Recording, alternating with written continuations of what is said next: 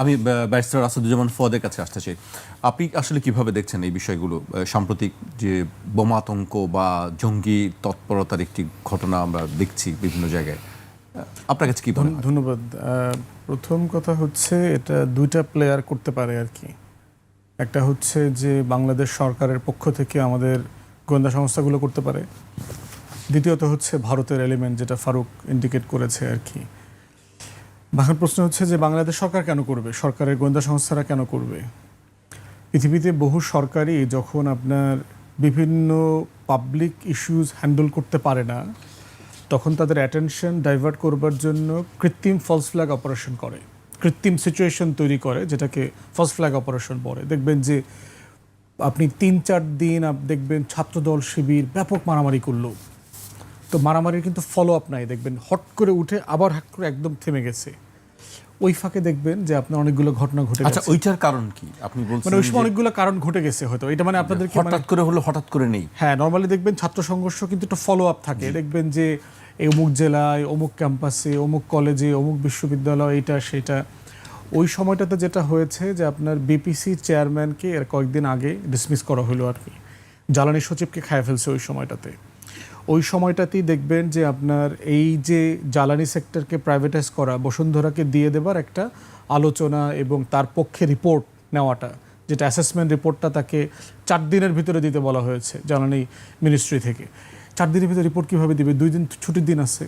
আবার সেই রিপোর্টের যে মানে বসুন্ধরার পক্ষে রিকমেন্ডেশনে সচিব এবং বিবিসি চেয়ারম্যান রাজি হন নাই, তো আপনি ডিসমিস করে দিলেন। নতুন লোক আসলো, নতুন লোক আবার রাজি হয়েছে।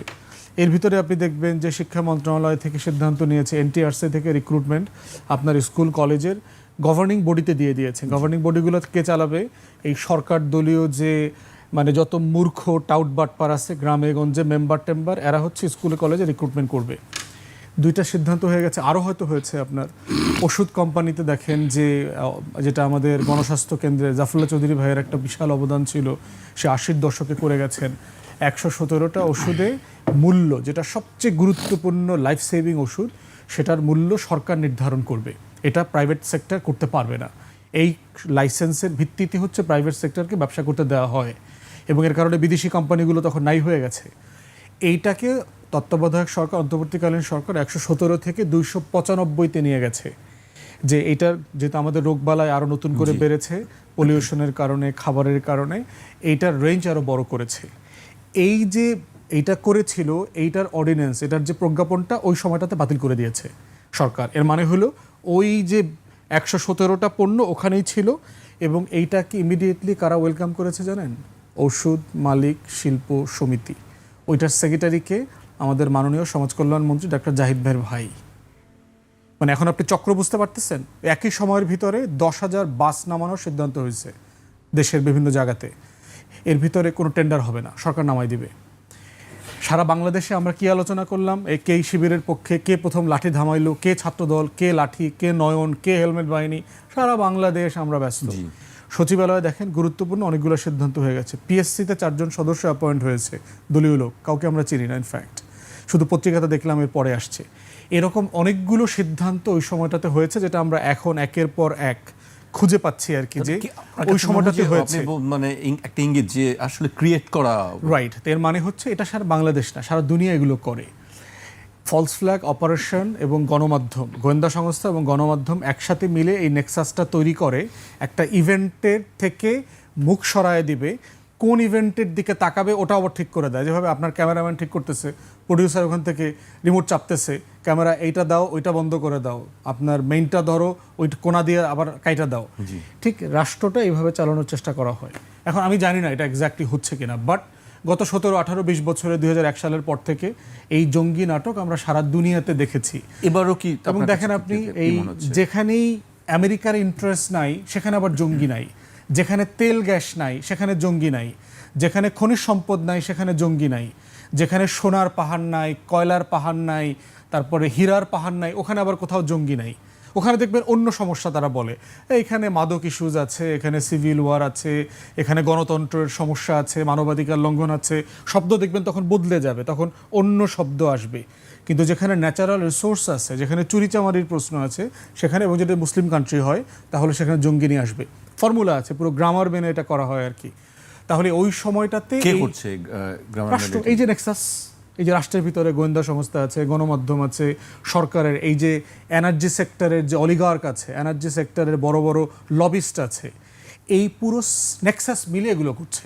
এবং এই নেক্সাসটা শুধু দল কেন্দ্রিক না, এটা সব দলের সময়। মানে যে সময়টাতে বাংলাদেশ সবচেয়ে বেশি গ্যাস উত্তোলন করেছে, আমার সাপ্লাই যখন সবচেয়ে বেশি ছিল, ওই সময়টাতেই আপনি এলএনজির ব্যবসাটা আবার প্রমোট করার লাইসেন্স দিয়েছেন। মানে আপনি, এটা তো যায় না তো 2016-17 সালে বাংলাদেশ সবচেয়ে বেশি গ্যাস উত্তোলন করেছে বিভিন্ন কারণে। ওই সময়টাতে আপনি লাইসেন্স দিয়ে বর্তমানে মার্কেট, আপনি প্রায় 30% মার্কেট এলএনজিকে দিয়ে দিয়েছেন। মিলল না তো। আপনার যখন গ্যাস সংকট থাকবে তখন না এলএনজি ইনক্রিজ করবে, আপনার উত্তোলন ভালো, আপনার সাপ্লাই ভালো, বাপেক্স ভালো ভালো এক্সপ্লোরেশন করতেছে, আপনি ওটাকে ফার্দার এক্সটেনশন না করে, ডেভেলপ না করে প্রসেসটাকে হল্ড করে দিলেন। হল্ড করে মার্কেটে ক্রাইসিস তৈরি করলেন, ক্রাইসিসের মধ্য দিয়ে একটা বিকল্প আমদানির ব্যবসা তৈরি করলেন। এবং এই প্রত্যেকটা ক্রাইসিস দেখেন, সরকার যে তেলের ক্রাইসিসের কথা এর আগে দেখলাম না আমরা যুদ্ধের পরে, গ্যাসের ক্রাইসিস, পাম্পে হাবিজাবি কত কিছু নাইটাই দেখলাম। যেই আপনার 1 লক্ষ 2 লক্ষ মেট্রিক টন দুইটা কোম্পানিকে ব্যারেল আনার অনুমতি দিয়ে দিল, অখ্যাত দুইটা কোম্পানি, ইংল্যান্ডের এবং সুইজারল্যান্ডের, দেখবেন পাম্পের লাইন সব চলে গেছে। সরকার থেকে শুরু করে অন্তর্বর্তীকালীন সরকার, আমাদের বিপিসির, পেট্রোবাংলার সব হিসাব বলছে দেশে তেলের গ্যাসের কোনো সংকট তখন ছিল না। যুদ্ধ শুরু হওয়া মানে তো সংকট না, আমার তো একটা সাপ্লাই চেইন আছে, আমার অলরেডি নিজস্ব মজুদ আছে, যে জিনিসটা অলরেডি পাম্পে চলে গেছে সেখানে কেন লাইন তৈরি হবে? এর সাথে বিবিসির লোক দায়ী জড়িত, পেট্রোবাংলা, জ্বালানি মন্ত্রণালয়, সরকারি দলের নেতাকর্মী, যারা সাপ্লায়ার আছে, এই ব্যবসা বাণিজ্যের সাথে জড়িত, পুরো লবিস সেকশন, পুরো নেক্সাস জড়িত। এবং এই জিনিসগুলোই হচ্ছে ওই যে জনগণের রাষ্ট্র কবে হবে, ওই যে আধিপত্যবাদ, এখানে তো নিজস্ব আধিপত্যবাদও আছে, ব্যবসায়ীদের আধিপত্যবাদের প্রশ্ন আছে।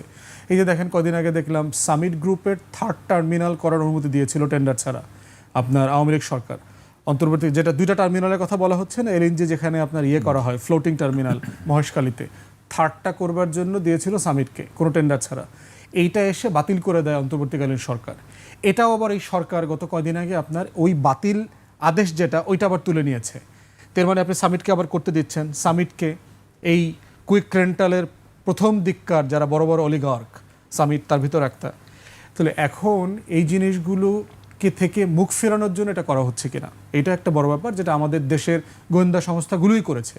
যেই দেশের গোয়েন্দা সংস্থা দেশের হাজার হাজার মানুষকে মেরে ফেলছে, মারার পরিবেশ তৈরি করছে, গুম খুনের সাথে জড়িত, তারা এই ছোটোখাটো ঘটনা কেন করতে পারবে না? হয়তো এটা অবিশ্বাস করার কোনো জায়গা নাই, হতে পারে। দ্বিতীয়ত যেটা করতে পারে, ভারত দায়ী, দায়ী এটার সাথে। কিভাবে? আপনারা মনে থাকার কথা যে আমাদের সেনাপ্রধান এনডিসিতে একটা বক্তব্য দিলেন গত 2-3 মাস আগে, যে চিটাগং কক্সবাজার বেস আমাদের যে পরিমাণ মাল্টি রোল এয়ারক্রাফট দরকার, এটা আমাদের নাই। তো আমাদের যে 2030-এর আপনি জানেন যে আধুনিকায়নের একটা পরিকল্পনা আছে আমাদের সামরিক বাহিনীর, সেখানে আমাদের মাল্টি রোল কমব্যাট প্লেন দরকার এগুলো। তো এটা দিয়ে আসলে কি ইঙ্গিত করা হয়েছে? পাকিস্তানের যে F-17 আছে, থান্ডার, JC প্লেন বানাইছে চায়না, এই ধরনের যে মানে খুবই অত্যাধুনিক, যেগুলো F-35কে চ্যালেঞ্জ করতে পারবে, এই ধরনের মারণাস্ত্র অথবা সমরাস্ত্র আমাদের ভান্ডারে যোগ হওয়াটা জরুরি, যেটা উনি কারেক্টলি পয়েন্ট আউট করেছেন ন্যাশনাল ইন্টারেস্টকে সামনে রেখে। কয়েকদিনের ভিতরে আপনি দেখলাম আমার ইন্ডিয়ান মিডিয়াতে সব জায়গাতে আমাদের বিমান বাহিনীতে টিটিপির লোক পাওয়া গেছে, তেহরিকি তালিবান পাকিস্তানের জঙ্গি পাওয়া গেল, আমাদের বিমান চালায়, আমাদের যারা বিমান বাহিনীতে জব টপ করেন, এরকম বহু লোকের খোঁজখবর পাওয়া গেল। তালেবান থেকে, আফগানিস্তান থেকে যেন কে আসছে, এক লোক ভিজিটে আসছে, তার ব্যক্তিগত কারণে আসতে পারে না মানুষ, তারে জঙ্গি টঙ্গি বানায় নাটক টাটক করলো, ওই ঢাকা বিশ্ববিদ্যালয়কে উর্দু ভাষায় গালি দিচ্ছে, তারা পাকিস্তানি বানাইলো, লোক আসলে ইন্ডিয়ার লোক। তো এই দুষ্টামিগুলো করে মিডিয়া আমাদের তো দালাল, আওয়ামী লীগের এবং ভারতের গোলাম পোষ্য সাংবাদিক গণমাধ্যম আছে, তারা দিন রাত এগুলো ছাপানোর চেষ্টা করলো। এখন টিটিপিকে, তেহরিকে তালিবান পাকিস্তান হচ্ছে ইন্ডিয়ান রয়ের হয়ে যারা পাকিস্তানে, পার্টিকুলারলি বেলুচিস্তানে, আফগান সীমান্তে যারা যত রকম দুষ্টামি আছে, আল কায়দা টাইপের দুষ্টামি, বগদাদি স্টাইলের দুষ্টামি, আইসিস স্টাইলের দুষ্টামি, এগুলো তারা করে দিন রাত। পাকিস্তান ইরানের ভিতরে ঝামেলা লাগাবে, পাকিস্তান আফগানিস্তানের সাথে ঝামেলা লাগাবে, কেওয়াস লাগাবে, এবং তাদের অসংখ্য কমান্ডারকে পাকিস্তান গ্রেফতার করছে। ইন্ডিয়ান এয়ারফোর্স এবং তাদের আর্ম ফোর্সেসের অফিসাররা পর্যন্ত গ্রেফতার হয়েছে। তারা এখন পাকিস্তানের জেলে পর্যন্ত আসে, তাদের ফাঁসির আদেশ পর্যন্ত হয়েছে। তারপরে ইন্ডিয়া আইসিজেতে গেছে, ইন্টারন্যাশনাল কোর্ট অফ জাস্টিসে গেছে, আইসিজেতে গিয়ে মানবাধিকারের প্রভিশন ইনভোক করে মামলা করেছে। তো এই কাজগুলো যারা করছেন, সেই কমান্ডাররা স্বীকার করছেন যে আমাকে টাকা দেয়, আমাদেরকে ট্রেনিং করতে নিয়ে গেছে বিভিন্ন ক্যান্টনমেন্টে, এর অস্ত্র এখানে আসছে, থেকে নিয়মিত তারা ভাতা পায়। সেই মানুষগুলো সংগঠন হচ্ছে টিটিপি, নাম কি? তালেবান। দেখলে কি মনে হবে যে ওই তালেবান আফগান তালেবানদের একটা ভাই বেরাদারের সংগঠন। তো যারা জিহাদ ব্যবসা করে, বাংলাদেশের হুজুররা আছে অনেকে জিহাদ ব্যবসা করে, এরা অনেকেই দেখবেন এই চিটাগং, কক্সবাজার এখান থেকে মানে ওই পাঠায়, মানে চালান পাঠায়, লোকের চালান, জিহাদ ব্যবসায়ী চালান পাঠায় ওই টিটিপির হয়ে যুদ্ধ করতে। বাংলাদেশে অনেক তরুণ কিন্তু পাকিস্তানে যুদ্ধ করতে গিয়ে মারা গেছে, তালেবানদের হয়ে যুদ্ধ করতে গিয়ে মারা গেছে। টোটালটা হলো রয়ের ফাঁদ। তাহলে এই যে ফেনোমেননটা, ওয়ার অন টেররের যে ডিসকোর্স, যে ফেনোমেনা টেরোরিজমের, যেটা গত 25-26 বছর ধরে আমরা দেখে আসছি, আমাদেরকে মাথায় রাখা দরকার যে জেনুইন ঘটনা থাকতে পারে, অসম্ভব কিছু না। যে কোনো সমাজে প্রান্তিক চিন্তার লোক আছে, আমার ইটিভি ভালো লাগে না, আমি গিয়া এটা বুলডোজ করে দিতে চাই, এটা কেউ ভাবতে পারে। একটা সমাজে এরকম মানুষ থাকতে পারে, কিন্তু এইটা থাকায়, চিন্তায় থাকা এক জিনিস, ক্ষোভে থাকা, বক্তব্যে থাকা, ফেসবুক স্ট্যাটাসে থাকা, এর মানে এটা না এটা একটা অর্গানাইজড ফোর্স আয়শা ইটিভির দালানটা বুলডোজ করে দিয়ে যেতে পারবে। মানে আপনি কাকে কতটুকু স্পেস দেবেন, কার ব্যাপারে কতটুকু খবর বানাবেন, সেটা তো একটা দায়িত্বশীলতা থাকা দরকার। তো এই জন্য বাংলাদেশে গণমাধ্যম এবং যারা আমাদের গোয়েন্দা সংস্থার সদস্যরা আছেন তাদেরকে দয়া করে বলবো, বাংলাদেশের স্বার্থটা নষ্ট করিয়েন না, দেশের বদনাম হয়। এই যে বাংলা খবরটা আজকে আপনি আমাকে বললেন, এই খবরটা কি ইংলিশ হয় নাই মনে করছে দিনে? এই খবরটাকে সারা দুনিয়াতে ছড়ায়া যায় নাই যে বাংলাদেশে এই জঙ্গি ফেনোমেনা মানে করতেছে, উদ্ভব হচ্ছে?